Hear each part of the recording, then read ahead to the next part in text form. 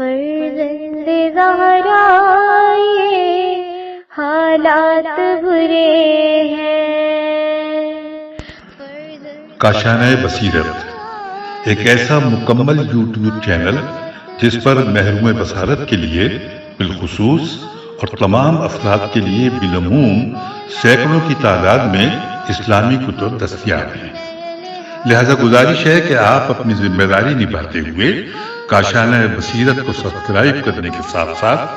Bell icon کو press کیجیے تاکہ آپ علم کے حصول کے ساتھ ساتھ مذہب اہل بیت کی اشاعت میں بھی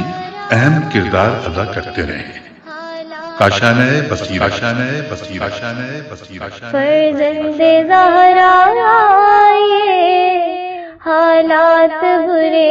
ہیں۔ السلام علیکم ورحمۃ اللہ وبرکاتہ۔ سامعین، آپ سماعت فرما رہے ہیں سیرت امیر المومنین حضرت علی ابن ابی طالب حصہ اول۔ مؤلف ہیں علامہ مفتی جعفر حسین علی اللہ مقامہ۔ آج ہم آپ کے سامنے اس کی 15ویں ریکارڈنگ پیش کر رہے ہیں، صفحہ نمبر 168۔ عنوان ہے مواخات۔ مدینے میں منتقل ہونے کے بعد مہاجرین اور انصار آپس میں اس طرح گھل مل گئے گویا ان میں قومی و وطنی تفرقات تھا ہی نہیں۔ ان کے رہن سہن اور باہمی تعلقات سے ایسے معلوم ہوتا تھا کہ سب ایک ہی کنبے کے افراد اور ایک ہی خاندان سے وابستہ ہیں۔ ان کا مال مشترک، عزت و ناموس مشترک اور دکھ سکھ مشترک تھا، اور پوری زندگی یگانت اور یکجہتی کا مکمل نمونہ تھی۔ حضرت صلی اللہ علیہ وآلہ وسلم نے اس یگانت اور اخوت کو مضبوط تر کرنے کے لیے جس طرح مکہ میں مسلمانوں کے درمیان مواخت قائم کی تھی، مدینے میں بھی مہاجرین اور انصار کے درمیان بھائی چارہ قائم کیا اور ایک دوسرے کا بھائی بنایا، تاکہ رنگ و نسل اور قومیت اور وطنیت کے امتیازات ختم کر کے ان میں مساوات اور برابری کا احساس پیدا کریں، اور نتیجتاً وہ تعلقات کی خوشگواری کو قائم رکھتے ہوئے ایک دوسرے کے دکھ درد میں شریک ہوں، اور محبت، شفقت اور ہمدردی اور ایثار کے تقاضوں پر عمل پیرا ہو کر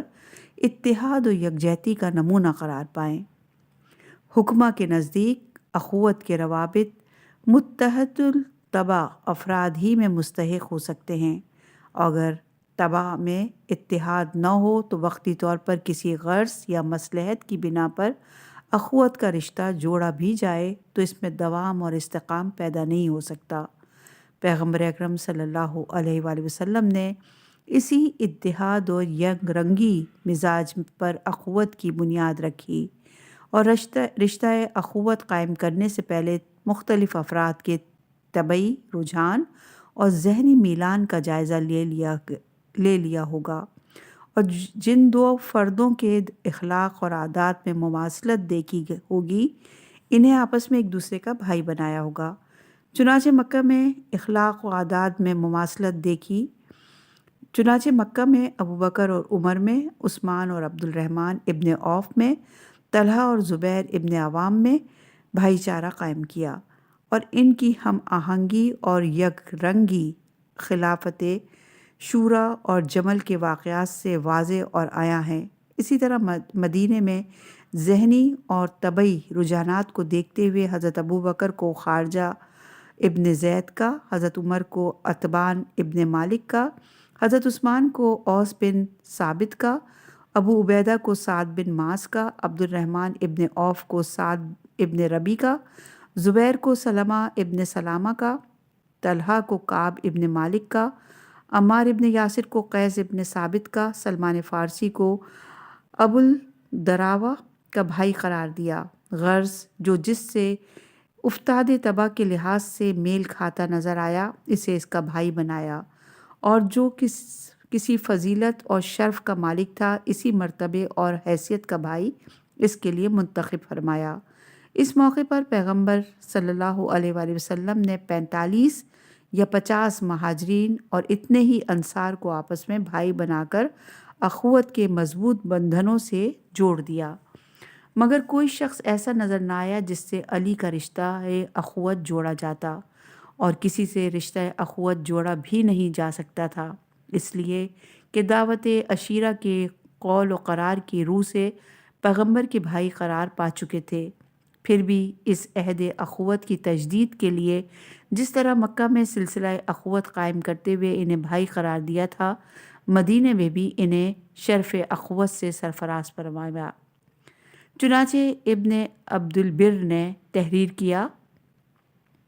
رسول اللہ صلی اللہ علیہ وآلہ وسلم نے ایک دفعہ مہاجرین کے درمیان بھائی چارہ قائم کیا اور ایک دفعہ مہاجرین اور انصار میں، اور دونوں مرتبہ حضرت علی علیہ السلام سے فرمایا تم دنیا اور آخرت میں میرے بھائی ہو۔ یہ روایت موجود ہے استیاب جلد نمبر 2 اور صفحہ نمبر 273 پر۔ اس اخوت سے مراد عام اسلامی اخوت نہیں ہے جو آپس میں بھائی بھائی کے ہیں، جو یعنی کہ آیا انما المومنون الاخو، اہل ایمان آپس میں بھائی بھائی کی روح سے سبھی اہل ایمان کو حاصل تھی، بلکہ ایک ایسی اخوت مراد ہے جو عام اخوت کی سطح سے بلند تر اور انتہائی قربت اور وابستگی کی آئینہ دار ہے۔ اگر اس سے عام اخوت مراد ہوتی تو علی کو مومن ہونے کے اعتبار سے پہلے ہی سے حاصل تھی، بلکہ ابن ام ہونے کی وجہ سے نسلی اخوت بھی حاصل تھی۔ پھر اس مظاہرہ اخوت کی ضرورت ہی کیا تھی؟ اور کوئی وجہ نہ تھی کہ حضرت علی شروع میں اخوت کے لیے منتخب نہ ہونے پر آزردہ خاطر ہوتے اور پیغمبر اسلام سے گلہ کرتے۔ چنانچہ جب حضرت صلی اللہ علیہ وآلہ وسلم نے صحابہ کو ایک دوسرے کا بھائی بنایا اور علی علیہ السلام کو اخوت کے لیے منتخب نہ کیا تو حضرت علی کے دل کو ٹھیس لگی اور آنکھوں میں آنسو لیے ہوئے حضرت صلی اللہ علیہ وآلہ وسلم کی خدمت میں حاضر ہوئے اور عرض کیا، یا رسول اللہ، آپ نے مہاجرین اور انصار کو ایک دوسرے کا بھائی بنایا ہے مگر مجھے نظر انداز کر دیا ہے اور کسی کی اخوت کے قابل سمجھا ہی نہیں۔ حضرت صلی اللہ علیہ وآلہ وسلم نے یہ شکوہ سنا تو علی علیہ السلام کو سینے سے لگایا اور فرمایا، اے علی، تم دنیا میں بھی میرے بھائی ہو اور آخرت میں بھی میرے بھائی۔ اور یہ روایت موجود ہے ترمذی کی جلد نمبر 2 اور صفحہ نمبر 123 پر۔ اس اخوت نے نہ صرف نسبی اخوت پر جلا کی بلکہ تمام مہاجرین اور انصار کے مقابلے میں علی کی فضیلت و برتری اور اخلاق و کردار میں پیغمبر اکرم صلی اللہ علیہ وآلہ وسلم سے مماثلت کو بھی واضح کر دیا۔ اس لیے کہ یہ انتخاب اس کا ثبوت ہے کہ صرف حضرت علی علیہ السلام ہی حضرت صلی اللہ علیہ وآلہ وسلم کے صفات کے آئینہ دار اور شرف اخوت کے سزاوار تھے، اور ان کے علاوہ کوئی دوسرا اس اخوت پر فائز ہونے کا اہل نہ تھا۔ اگر ہوتا تو پیغمبر اکرم صلی اللہ علیہ وآلہ وسلم کی نظر اس پر پڑتی، اس لیے کہ اس انتخاب کا تعلق نسبی قرابت سے نہیں بلکہ صفات اور عمل اور کردار سے ہے، اور حضرت علی علیہ السلام بھی اسے ایک خصوصیت خاصہ اور معیار اعتبار سمجھتے ہوئے اپنے دور حکومت میں منبر پر بلند ہو کر فرمایا کرتے تھے، میں اللہ کا بندہ اور اس کے رسول کا بھائی ہوں۔ یہ روایت موجود ہے تاریخ ابو الفدا جلد نمبر 1 صفحہ نمبر 127، صفحہ نمبر ہے 170 اور عنوان ہے خانہ آبادی۔ بی بی فاطمۃ الزہرا سلام اللہ علیہا جناب خدیجۃ الکبریٰ کے بطن سے پیغمبر اکرم صلی اللہ علیہ وآلہ وسلم کی عزیز ترین بیٹی تھی۔ بعثت کے 5ویں سال مکہ میں ولادت ہوئی اور ابھی 5 ہی برس کا سن تھا کہ خدیجۃ الکبریٰ دنیا سے رحلت فرما گئی۔ ماں کی آغوش شفقت چھننے کے بعد تربیت کی تنہا ذمہ داری پیغمبر اکرم صلی اللہ علیہ وآلہ وسلم پر آ پڑی۔ آپ شب و روز کی کاوشوں اور رسالت کی مصروفیتوں کے باوجود اس گوہر یکتائے عصمت و طہارت کی دیکھ بھال بھی کرتے اور تعلیم و تربیت میں بھی پوری توجہ فرماتے، اور ان کے فطری گوہر کو اپنے علمی اور عملی تعلیمات سے اس طرح نکھارا کہ کم سنی میں ہی زنان عالم کے لیے نمونہ عمل قرار پائیں۔ اگر ایک طرف شکل و صورت میں پیغمبر صلی اللہ علیہ وآلہ وسلم کی تصویر تھی تو دوسری طرف ان کے محاسن اور کمالات کا بھی کامل ترین مرقع تھی۔ اگر چلتی تھیں تو پیغمبر اکرم صلی اللہ علیہ وآلہ وسلم کے چلنے کا شبہ ہوتا تھا، اور بولتی تھیں بولتی تھیں تو ترجمان وحی کے بولنے کا دھوکہ ہوتا تھا، اور دامن رسالت میں پرورش پا کر اس مرتبہ عالیہ پر فائز ہوئیں کہ پیغمبر اکرم صلی اللہ علیہ وآلہ وسلم انہیں عدیلہ مریم اور سیدۃ النساء العالمین کے لقب سے یاد فرماتے۔ جب پیغمبر اکرم صلی اللہ علیہ وآلہ وسلم کی خدمت میں آئیں تو حضرت صلی اللہ علیہ وآلہ وسلم بے ساختہ تعظیم کے لیے کھڑے ہو جاتے۔ بی بی عائشہ فرماتی ہیں، جب جناب فاطمہ رسول خدا کے پاس آتی تو حضرت صلی اللہ علیہ وآلہ وسلم کھڑے ہو جاتے، بوسہ دیتے، خوش آمدید کہتے اور ہاتھ تھام کر انہیں اپنی مسند پر بٹھاتے۔ یہ روایت موجود ہے مستدرک الحکم کی جلد نمبر 3 صفحہ نمبر 160 پر۔ مدینہ منورہ میں وارد ہونے کے بعد جناب سیدہ سن بلوغ کو پہنچی تو قریش کے سرکردہ افراد کی طرف سے خواستگاری کے پیغام آنے لگے۔ ایک صاحب کو اپنی دولت پر غرور تھا، اس نے گراں بہار مہر کی پیشکش کر کے خواستگاری کی، مگر حضرت صلی اللہ علیہ وآلہ وسلم نے کچھ لوگوں کے پیغام پر منہ کو پھیر لیا اور صاف جواب دے دیا، اور کچھ لوگوں کے جواب پر فرمایا کہ فاطمہ کا معاملہ اللہ تعالیٰ کے ہاتھ میں ہے اور وہ جہاں چاہے گا نسبت ٹھہرا دے گا۔ جب رسول صلی اللہ علیہ وآلہ وسلم کی طرف سے کسی کو ہمت افزا جواب نہ ملا تو بعض صحابہ نے حضرت علی علیہ السلام کو مشورہ دیا کہ آپ پیغمبر اکرم صلی اللہ علیہ وآلہ وسلم کے ابن ام اور قریب ترین عزیز ہیں، آپ کا خون ایک اور خاندان ایک ہے، آپ بھی پیغام دیجئے اور خواستگاری کیجئے، کوئی وجہ نہیں کہ آپ درخواست کریں اور پیغمبر اکرم صلی اللہ علیہ وآلہ وسلم انکار کر دیں۔ آپ نے فرمایا کہ مجھے حضرت صلی اللہ علیہ وآلہ وسلم سے عرض کرتے ہوئے حجاب محسوس ہوتا ہے۔ ان لوگوں نے اصرار کیا تو کہا اچھا، کسی مناسب موقع پر حضرت صلی اللہ علیہ وآلہ وسلم سے عرض کر دوں گا۔ چنانچہ ایک دن ضروری کاموں سے فارغ ہو کر حضرت صلی اللہ علیہ وآلہ وسلم کی خدمت میں حاضر ہوئے اور ایک گوشے میں سر جھکا کر بیٹھ گئے۔ پیغمبر اکرم صلی اللہ علیہ وآلہ وسلم نے آپ کو خاموش دیکھا تو سمجھ گئے کہ اس خاموشی کے پردے میں کوئی عرض چھپی ہوئی ہے۔ فرمایا کہ علی کچھ کہنا چاہتے ہیں؟ عرض کیا ہاں۔ فرمایا کہ پھر کہو۔ علی کے چہرے پر شرم کی سرخی دوڑ گئی، نگاہوں کو نیچا کر کے دبی زبان میں کہا، یا رسول اللہ، آپ نے مجھے بچپن سے پالا پوسا ہے، مجھ پر آپ کے احسانات ماں باپ سے بھی بڑھ کر ہیں، اب میں مزید احسان کا امیدوار ہو کر حاضر ہوا ہوں۔ یہ سن کر حضرت صلی اللہ علیہ وآلہ وسلم کے چہرے پر مسرت کی لہر دوڑ گئی۔ فرمایا کچھ توقف کرو، میں ابھی آتا ہوں۔ یہ کہہ کر گھر کے اندر تشریف لے گئے اور فاطمہ زہرا سے کہا کہ بیٹی، علی رشتے کی درخواست لے کر آئے ہیں، تمہاری کیا مرضی ہے؟ فاطمہ سر جھکائے خاموش بیٹھی رہیں اور کوئی جواب نہ دیا۔ پیغمبر اکرم صلی اللہ علیہ وآلہ وسلم نے فرمایا، خاموشی اظہار رضامندی ہے، اور باہر تشریف لا کر علی سے بشاش چہرے کے ساتھ فرمایا کہ ہاں ایسا ہی ہوگا، اب تم زر مہر کا سر و سامان کرو۔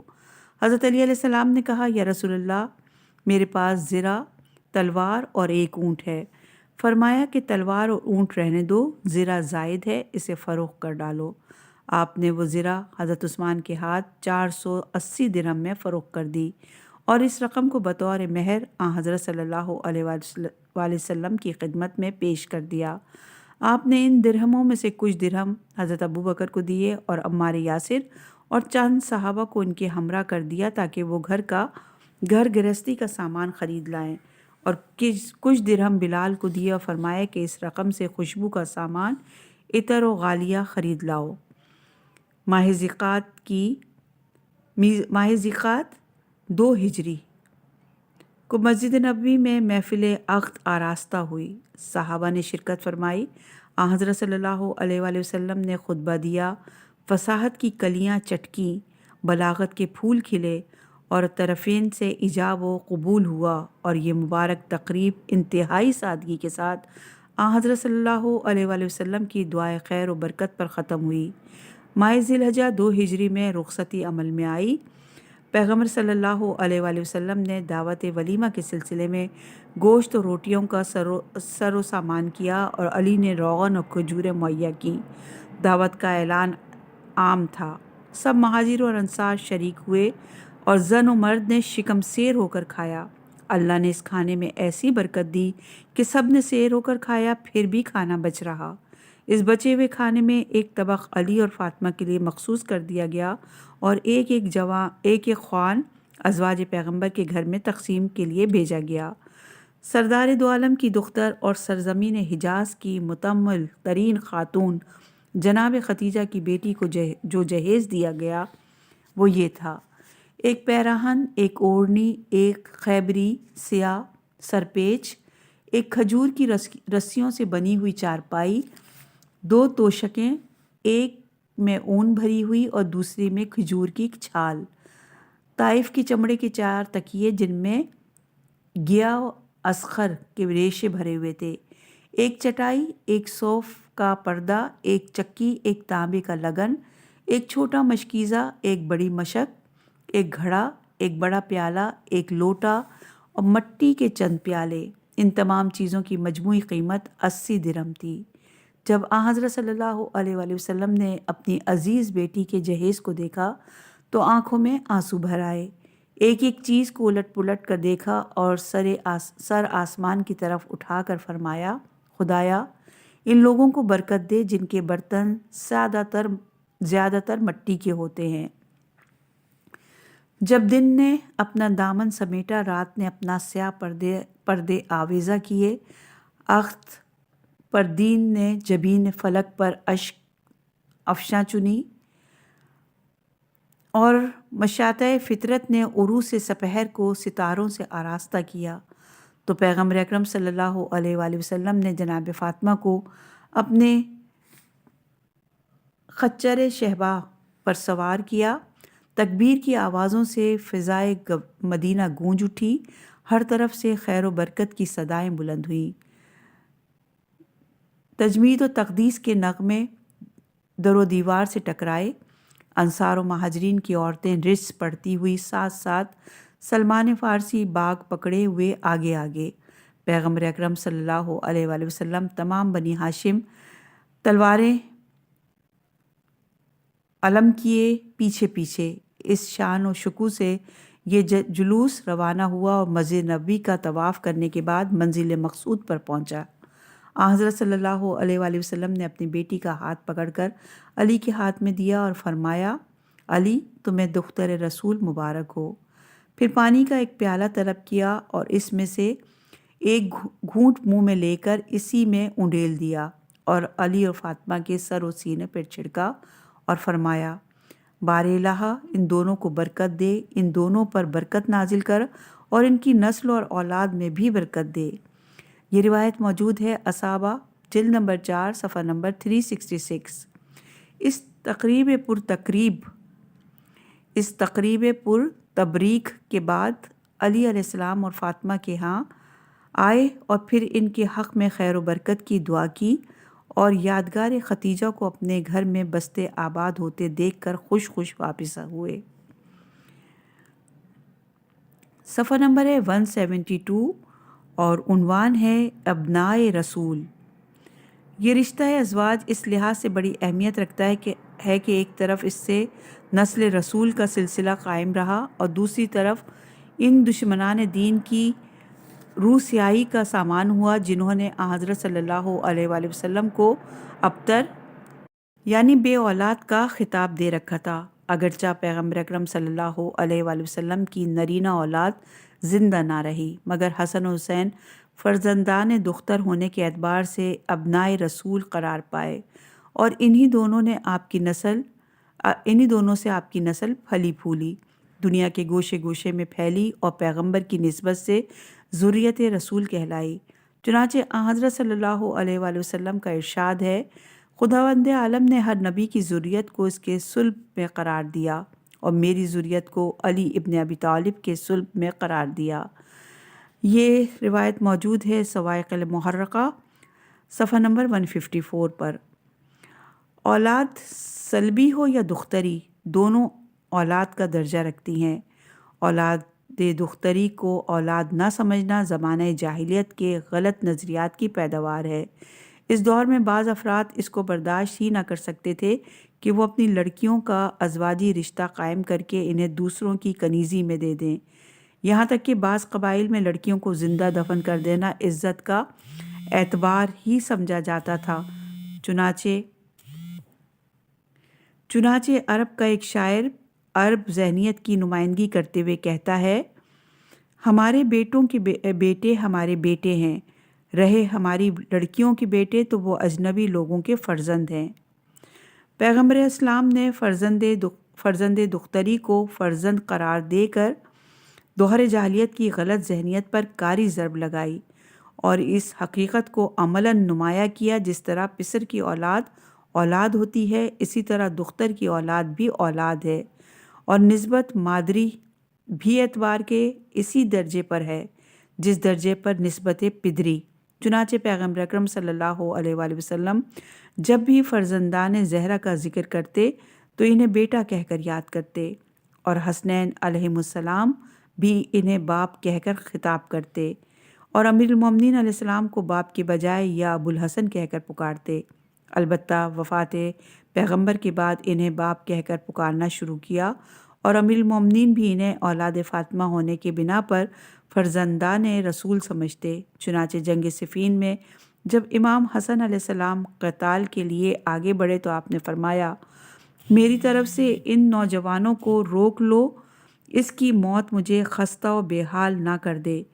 کیونکہ میں ان دونوں نوجوانوں حسن اور حسین کو موت کے منہ میں دینے سے بخل کرتا ہوں کہ کہیں ان کے مرنے سے رسول اکرم صلی اللہ علیہ وآلہ وسلم کی نسل قطع نہ ہو جائے۔ اور یہ روایت نہج البلاغہ کے خطبے میں موجود ہے۔ ایک مرتبہ ابو الجارود نے امام محمد باقر علیہ السلام کی خدمت میں عرض کیا کہ میں نے امام حسن اور امام حسین علیہ السلام کے فرزندان رسول ہونے پر آیا مباہلہ ابنا و ابناکم سے ثبوت پیش کیا تو کچھ لوگوں نے کہا کہ دختر کی اولاد تو ہوتی ہے مگر سلبی اولاد نہیں ہوتی۔ امام علیہ السلام نے فرمایا کہ خداوند عالم نے قرآن مجید میں حرام عورتوں کے سلسلے میں فرمایا ہے، اور تمہارے سلبی لڑکوں کی بیویاں تم پر حرام کی گئیں۔ تم ان معترضین سے دریافت کرو کہ کیا پیغمبر اکرم صلی اللہ علیہ وآلہ وسلم کے لیے حسنین علیہ السلام کی بیویوں سے نکاح جائز تھا؟ اگر وہ یہ کہیں کہ جائز تھا تو یہ صراحاً غلط ہے، اور اگر یہ کہیں کہ جائز نہیں تھا تو وجہ حرمت اس کے سوا کیا ہے کہ وہ حضرت صلی اللہ علیہ وآلہ وسلم کی سلبی اولاد کی ازواج تھیں جنہیں اللہ نے اس آیت میں حرام ٹھہرایا ہے۔ ابن بابوا قمی رحمۃ اللہ نے تحریر کیا کہ جب امام موسی کاظم علیہ السلام ہارون رشید کے ہاں طلب کیے گئے تو اس نے کہا، کیا وجہ ہے کہ تم اولاد رسول کہلاتے ہو حالانکہ تم اولاد علی ہو، اور سلسلہ نسب باپ سے چلتا ہے نہ ماں سے؟ حضرت نے فرمایا، یعنی امام موسی کاظم علیہ السلام نے فرمایا کہ اگر رسول اکرم صلی اللہ علیہ وآلہ وسلم دوبارہ دنیا میں تشریف فرما ہوں اور تم سے رشتہ طلب کریں تو کیا تم اسے قبول کرو گے؟ کہا، سر آنکھوں پر، یہ رشتہ ہمارے لیے عرب اور عجم میں باعث صد افتخار ہوگا۔ یہ سن کر امام نے فرمایا، لیکن وہ ہم سے رشتہ طلب نہیں کر سکتے اور نہ ہم انہیں رشتہ دے سکتے ہیں، کیونکہ ہم ان کی اولاد ہیں اور تم ان کی اولاد نہیں ہو۔ اور یہ روایت موجود ہے عیون الاخبار میں۔ محمد ابن طلحہ شافعی نے مطالب سول میں تحریر کیا کہ حجاج ابن یوسف ثقفی کو معلوم ہوا کہ شیبی جب بھی حسن اور حسین علیہ السلام کا ذکر کرتے ہیں تو انہیں فرزندان رسول کہہ کر یاد کرتے ہیں۔ حجاج اس پر غصہ ہوتا تھا اور انہیں باز پرس کے لیے اپنے ہاں طلب کیا۔ جب شیبی ان کے ہاں پہنچے تو دیکھا کہ مجلس میں کوفہ اور بصرہ کے علماء اعیان موجود ہیں۔ حجاج نے شیبی سے خطاب ہو کر کہا، میں نے سنا ہے کہ تم حسن اور حسین کو فرزندان رسول کہتے ہو، حالانکہ وہ ان کے بیٹے نہ تھے بلکہ ان کی بیٹی فاطمہ کے بیٹے تھے، اور سلسلہ نسب ماں سے نہیں چلتا۔ شعبی کچھ دیر خاموش رہے، پھر اس آیت کی تلاوت کی: اور ابراہیم کی نسل میں سے داؤد، سلیمان، ایوب، یوسف، موسیٰ اور ہارون کو بھی ہدایت کی، اور ہم یوں ہی نیکوکاروں کا صلہ دیتے ہیں،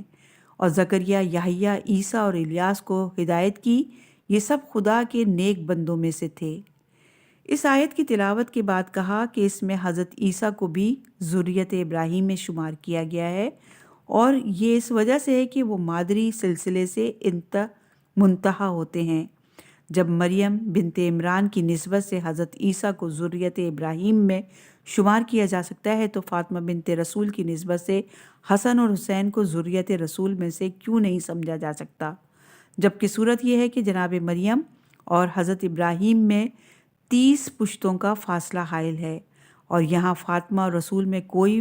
فاصلہ حائل نہیں ہے۔ یہ سن کر حجاج خاموش ہو گیا اور اس سے کوئی جواب نہ بن پڑا۔ ایک مرتبہ عمرو ابن عاص نے بھی امیر المومنین پر نکتہ چینی کرتے ہوئے کہا کہ حسن و حسین کو فرزندان رسول کہتے ہیں، حالانکہ وہ فرزندان رسول نہ تھے۔ حضرت نے سنا تو فرمایا کہ اس دشمن خدا اور رسول سے کہو کہ اگر وہ فرزندان رسول نہیں ہیں تو پھر حضرت صلی اللہ علیہ وآلہ وسلم ابتر یعنی بے اولاد قرار پائیں گے، جیسا کہ اس کا باپ عاصی ابن وائل حضرت کو اسی لفظ سے ابتر سے یاد کیا کرتا تھا، حالانکہ اللہ تعالیٰ نے حضرت صلی اللہ علیہ وآلہ وسلم کے بجائے ان کے دشمنوں کو ابتر کہا ہے۔ معاویہ کا غلام ذکوان بیان کرتا ہے کہ ایک مرتبہ معاویہ نے کہا کہ حسن اور حسین کو فرزندان رسول کہنے کے بجائے فرزندان علی کہنا چاہیے، کیونکہ وہ صلب رسول سے نہیں ہیں بلکہ صلب علی سے ہیں۔ ذکوان کہتا ہے کہ اس کے بعد معاویہ نے مجھے مامور کیا کہ میں ان کی اولاد کی فہرست ترتیب دے کر پیش کروں۔ میں نے ان کے بیٹے، بیٹیوں اور پوتوں کے نام لکھ کر پیش کر دیے۔ معاویہ نے فہرست کو دیکھا اور کہا تم نے میرے نواسوں کے نام درج نہیں کیے۔ میں نے کہا وہ تمہاری اولاد کی فہرست میں کیسے آ سکتے ہیں، وہ تو تمہاری بیٹی کے بیٹے ہیں۔ معاویہ نے میری بات کو تاڑ کر کہا خاموش رہو، ہر سخن موقف اور ہر نکتہ مقام وارد نہیں ہوتا۔ حیرت ہے کہ معاویہ نے اپنے باپ کی ناجائز اولاد زیاد ابن سمیہ کو تو ابو سفیان کا بیٹا تسلیم کر لیا، جو سراسر آئین اسلام کے خلاف تھا، مگر جنہیں اللہ نے بھی فرزند رسول کہا ہو اور خود رسول نے بھی ان کی فرزندی سے ہمیشہ انکار نہ کیا ہو۔ صفحہ نمبر ہے 176، عنوان ہے خطبہ بنت ابی جہل۔ حضرت علی علیہ السلام نے جناب فاطمہ زہرا کی زندگی میں کوئی دوسرا عقد نہیں کیا اور نہ ہی ان کی موجودگی میں دوسرے عقد کا ارادہ کیا، مگر کچھ وسیسیہ کاروں نے حضرت علی علیہ السلام کو متون کرنے کے لیے ایک بے سر و پا روایت گھڑ لی کہ حضرت علی علیہ السلام نے ابو جہل کی بیٹی سے، جس کا نام جویریہ یا جمیلہ بیان کیا جاتا ہے، عقد کرنا چاہا، اور یہ امر پیغمبر اکرم صلی اللہ علیہ وآلہ وسلم کو انتہائی ناگوار گزرا اور آپ نے اس کی سخت مخالفت کی۔ چنانچہ مسعور ابن محزمہ بیان کرتا ہے کہ حضرت علی علیہ السلام نے ابو جہل کی لڑکی سے رشتہ کرنا چاہا۔ جب جناب فاطمہ کو علم ہوا تو رسول اللہ کے پاس شکوہ لے کر گئیں اور کہا آپ کے قوم و قبیلے والے آپ کے متعلق یہ خیال کرنے لگے ہیں کہ آپ اپنی بیٹیوں کی زیادہ پاسداری نہیں کرتے، اب علی آپ کی بیٹی پر سوت لا رہا ہے اور ابو جہل کی لڑکی سے رشتہ جوڑ رہا ہے۔ حضرت صلی اللہ علیہ وآلہ وسلم نے یہ سنا تو چہرے پر ناگواری کے آثار ظاہر ہوئے اور آپ نے منبر پر کھڑے ہو کر فرمایا میں حلال کو حرام اور حرام کو حلال تو نہیں کرتا، لیکن خدا کی قسم رسول کی بیٹی اور دشمن خدا کی بیٹی دونوں ایک شخص کے نکاح میں جمع نہیں ہو سکتی۔ یہ روایت موجود ہے تاریخ خمیس کی جلد نمبر 1 اور صفحہ نمبر 412 پر۔ اس سلسلے کی ایک روایت یوں ہے کہ مسعور ابن محزمہ نے حضرت صلی اللہ علیہ وآلہ وسلم کو منبر پر فرماتے سنا کہ بنی حشام ابن مغیرہ نے مجھ سے اجازت مانگی ہے کہ وہ اپنی بیٹی کا رشتہ علی ابن ابی طالب سے کریں۔ میں اجازت نہیں دیتا، مگر یہ کہ فرزند ابو طالب چاہے تو میری بیٹی کو طلاق دے دے اور ان کی لڑکی سے نکاح کر لے۔ یہ روایت بھی تاریخ خمیس کی جلد نمبر 1 اور صفحہ نمبر 412 پر موجود ہے۔ اس قسم کی اور بھی مختلف اور مضطرب روایتیں جو مسعور ابن مخرمہ پر منتہی ہوتی ہیں۔ یہ شخص عبد الرحمن ابن عوف کا بھانجا تھا اور ہجرت کے 2 سال بعد مکہ میں پیدا ہوا اور 8 ہجری کے اواخر میں مدینہ آیا۔ ابن حجر عسقلانی نے تحریر کیا کہ ہجرت کے 2 سال بعد مکہ میں پیدا ہوا اور اواخر ذی الحجہ 8 ہجری میں اپنے باپ کے ساتھ مدینہ آیا۔ اور یہ روایت ہے تہذیب التہذیب جلد نمبر 10 صفحہ نمبر 151۔ صاحب اصابہ نے تحریر کیا ہے کہ ہجرت کے 2 برس بعد پیدا ہوا اور فتح مکہ کے بعد ذی الحج 8 ہجری کو مدینہ آیا اور اس وقت وہ 6 برس کا نوخیز بچہ تھا۔ یہ روایت ہے اصابہ کی جلد نمبر 3 اور صفحہ نمبر 399 پر۔ مکہ 8 ہجری میں فتح ہوا اور یہ خواستگاری کا واقعہ بھی 8 ہجری یا اس کے بعد ہوا ہوگا، کیونکہ فتح مکہ سے پہلے ابو جہل کی اولاد اسلام نہ لائی تھی۔ چنانچہ فتح مکہ کے موقع پر جب بلال نے خانہ کعبہ میں کھڑے ہو کر اذان دی تو اسی جویریہ بنت ابی جہل نے اپنے کفر کا مظاہرہ کرتے ہوئے کہا،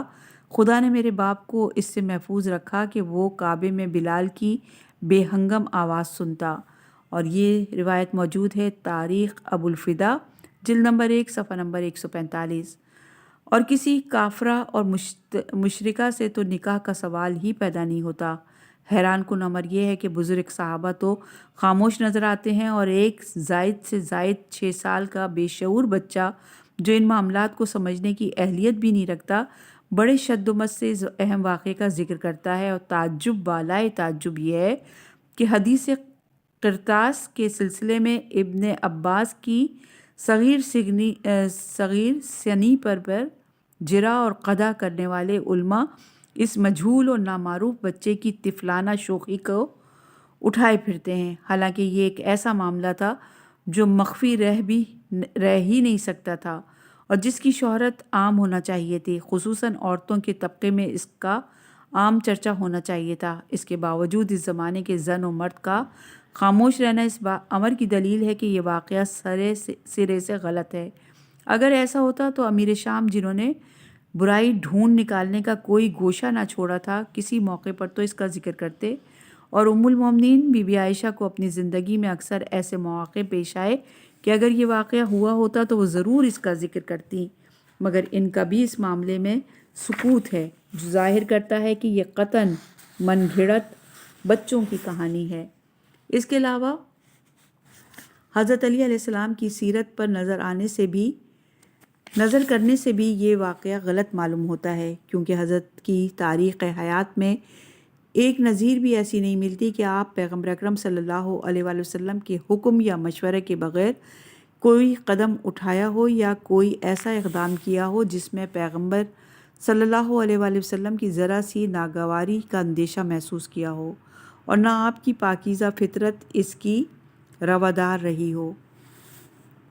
روادار ہو سکتی تھی کہ آپ ایک ایسی بات کا تصور بھی کریں کہ جو رسول اللہ کی ادنا ناراضگی کا بھی باعث ہو سکتی ہو۔ ایسی صورت میں یہ کیوں کر ممکن ہو سکتا ہے کہ آپ اپنے ولی و سرپرست سے پوچھنے کی ضرورت محسوس کریں اور نہ ان کی رضا و عدم رضا کا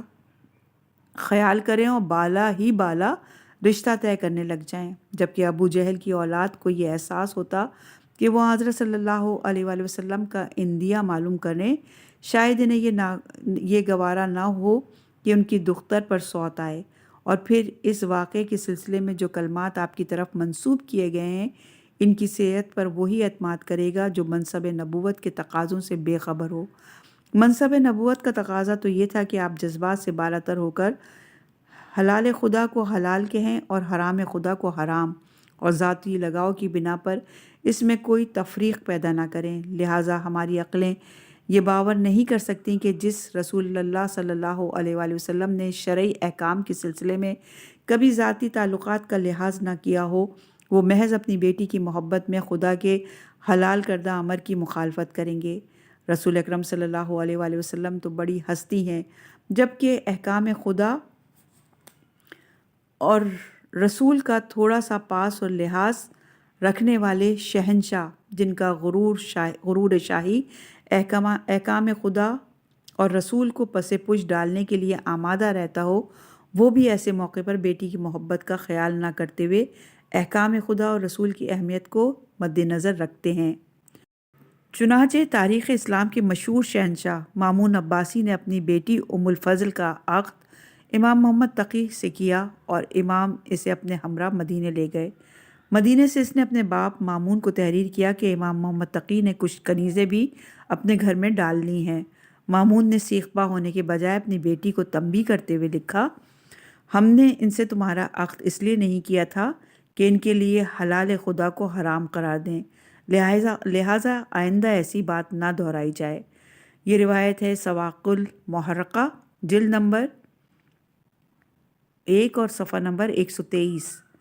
جب مامون ایسے حکمران دور نبوی جو کہ نبوی فرمانروا کو حلال خدا کا اتنا پاس ہو کہ وہ اپنی بیٹی کی شکایت کو زیادہ اہمیت نہ دے، تو پیغمبر اکرم صلی اللہ علیہ وآلہ وسلم جو حلال و حرام خدا کی تعلیم دینے آئے تھے، ان کے متعلق کیوں کر یہ تصور کیا جا سکتا ہے کہ وہ حلال خدا کا کوئی لحاظ و پاس نہ کریں گے اور اپنی بیٹی پر سوت آ جانے کے خیال سے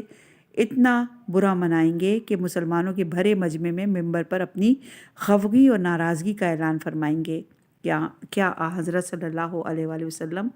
حضرت علی کو سمجھا چکے تھے اور وہ مخالفت اور نافرمانی پر اصرار کر رہے تھے کہ اب ممبر پر اس کا ذکر ضروری ہو گیا تھا، یا یہ بھی کوئی شرعی حکم کی حیثیت رکھتا تھا